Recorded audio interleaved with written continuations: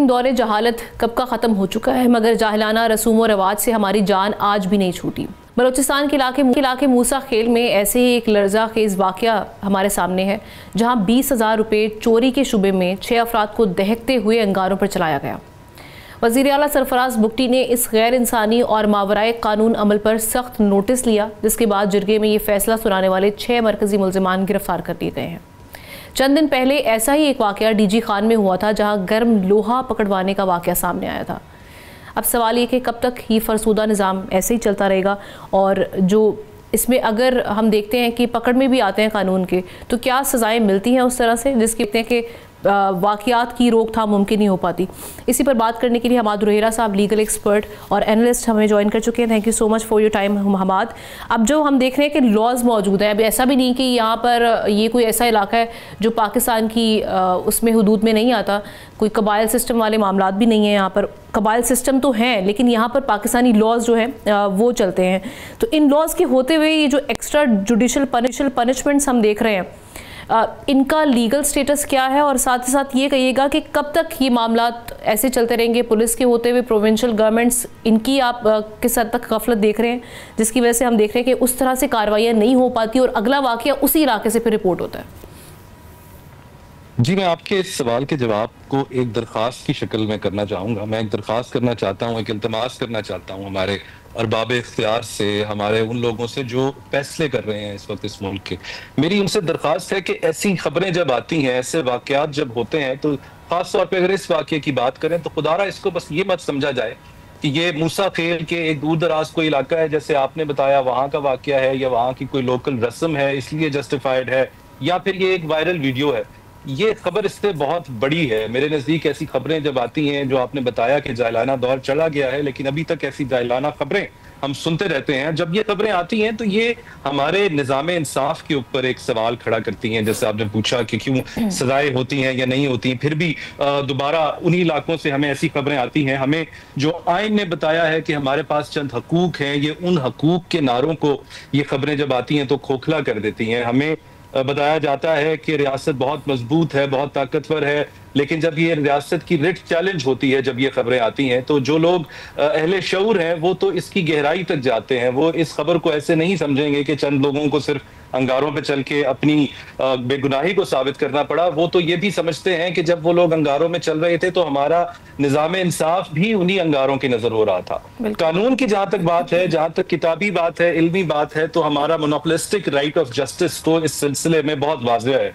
किसी भी शख्स को, किसी भी जिरगे को ऐसा कोई इख्तियार हासिल नहीं है कि वो किसी दूसरे शख्स की जानो माल के सिलसिले में कोई फैसला कर सके, या इंसाफ के नाम पे कोई भी ऐसा हुक्म सादिर कर दे और दूसरे पे थोपने की कोशिश करे। अगर वो ऐसा करता है तो वो गैर कानूनी है। ये जितने भी जिरगे हमारे सामने आते हैं, अक्सर इनकी जो सजाएं होती हैं वो हमारे फंडामेंटल राइट्स के भी मुनाफी होती हैं, उनकी खुलेआम खिलाफ वर्जी करती हैं। हमें हमारा आइन बताता है, उसमें लिखा गया है कि हमें हक हासिल है कि हमें कानून के मुताबिक डील किया जाएगा। हर शख्स को फेयर ट्रायल दिया जाएगा, हर शख्स की पर्सनल डिग्निटी को मेंटेन किया जाएगा, हर शख्स को कानून के सामने मुसावी तस्वुर किया जाएगा। ये तमाम आर्टिकल्स वो हैं जिनके मामले में तो अभी तक कोई तरमीम भी हमारे सामने शामिल नहीं हुई, सामने नजर नहीं आई। तो फिलहाल तो ये हमारी किताब में मौजूद है। इन्हीं आर्टिकल्स को देखते हुए हमारी, अगर आप जुडिशल तारीख देखें, हमारे अदलिया के फैसले देखें, तो कई सफ़े काले हो चुके हैं। कई बार अदलिया कह चुकी है कि इन जुर्गों की कोई कानूनी हैसियत नहीं, कोई माशरती हैसियत नहीं, कोई गुंजाइश ही नहीं है। लेकिन फिर भी हम देखते हैं कि हमारे मुल्क में कभी किसी इलाके से, और ये भी बात गौरतलब है कि किसी एक मखसूस इलाके से ऐसी खबर नहीं आती। अभी आपने बलूचिस्तान का जिक्र किया, मुझे सिंध की एक खबर याद आती है, जब पता चला था कि 25 लोगों के ऊपर FIR काटी गई थी सखर के इलाके में गालबन, जब 12 सामने आया था कि 12 साल की बच्चियां, 8 से 12 साल की 12 बच्चियों को बदले सुलह में शादी में देने का हुक्म दिया गया था। ये वाकया ऐसे था कि 4 लोगों का कत्ल हुआ था और जिरगे ने कहा था कि हर एक कत्ल के एवज 13 बच्चियां जिनकी उम्र 8 साल से 3 बच्चियां जिनकी उम्र 8 साल से लेकर 12 साल की हो, वो मुआवजे के तौर पर दी जाएंगी और 2.5 लाख मकतूलीन के वर्सा को दिया जाएगा जुर्माने के तौर पर। डेरा गाजी खान का वाकया भी अभी आपने उसका जिक्र किया कि एक शख्स को गर्म लोहा पकड़ने पे मजबूर किया गया और कहा गया कि अपनी बेगुनाही साबित करो, अगर तुम्हारे हाथ जल गए तो तुम बेगुनाह नहीं होगे और अगर बच गए तो तुम बेगुनाह तस्वुर हो गए। इस वक्त जिस शहर इक़्तिदार में बैठ के मैं आपसे बात कर रहा हूँ, इसके जुड़वा शहर रावलपिंडी का एक वाकया है जहाँ पे 18 से 20 साल की एक लड़की को उसके घर वालों ने और उसके ससुराल ने मिलकर जिरगे की तरह बैठकर एक फैसला किया कि इसका कत्ल कर दिया जाए। बिल्कुल, एक बानो कत्ल के बाद ही फौरन रिपोर्ट हुआ जी। सिद्रा मर्डर केस था ये, जो कि बड़ा रीसेंट है, और उसके बाद उन्होंने सोचा कि ये मर्डर भी अभी एक घरेलू मसला है, इसको ऐसे ही खत्म कर देते हैं। पुलिस ने यहाँ पर बेहतर तफ्तीश की, उनके सामने ये मामला आया था अगवा के तौर पर, उन्हें तफ्तीश की तो पता चला कि ये मामला अगवा से बहुत बढ़कर है, ये कत्ल का मामला है। इसी तरह आपको कोहिस्तान की वायरल वीडियो एक याद होगी जहां पर चंद लड़के लड़कियां बैठकर मौसीकी सुन रहे थे या तालियां साथ बजा रहे थे, तो उनको भी खमियाजा भुगतना पड़ा था।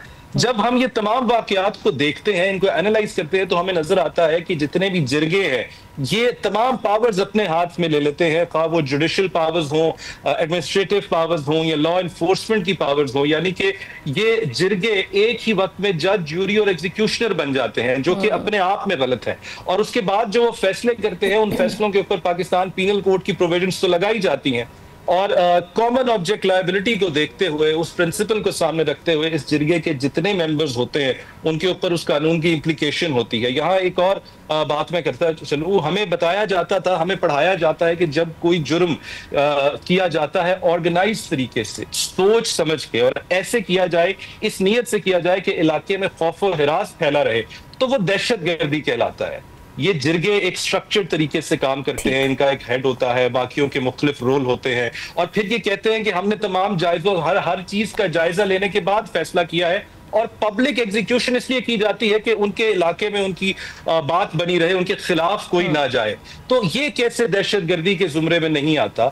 मैंने आपके सामने आइन का जिक्र किया, आइन के आर्टिकल्स का जिक्र किया, उसके अलावा अगर आप इसका पार्ट 7 देखें, जहां जुडिशरी को ये एक्सक्लूसिव राइट दिया गया है कि वो मामलों में डिस्प्यूट्स में एडजुडिकेट करेगी, ये जिरगे उसकी भी खिलाफ वर्जी करते हैं। ये हमारी बहुत सी इंटरनेशनल लायबिलिटीज हैं, रिस्पॉन्सिबिलिटीज हैं, जिनके खिलाफ भी जाते हैं। बिल्कुल ऐसे, और इन जिरगों में और इनके पार्टिसिपेंट्स, इनके ऑर्गेनाइजर्स जो यहाँ पे इनके हम देख रहे होते हैं कि फैसला कर रहे होते हैं, फैसला साजों को, इन सबको इबरत का निशान बनाना चाहिए, ताकि वंस एंड फॉर ऑल हमें इस तरह के वाक़यात से छुटकारा मुमकिन हो पाए। और जो प्रोविंशियल गवर्नमेंट्स हैं उनके ऊपर बड़ी जिम्मेदारी आयद होती है कि उनका रोल सारी सिचुएशन में कहाँ दिखाई दे रहा है। थैंक यू सो मच हम आज इस पर बात करने के लिए। सब्सक्राइब करें और बेल दबाएं ताकि कोई खबर रह न जाए।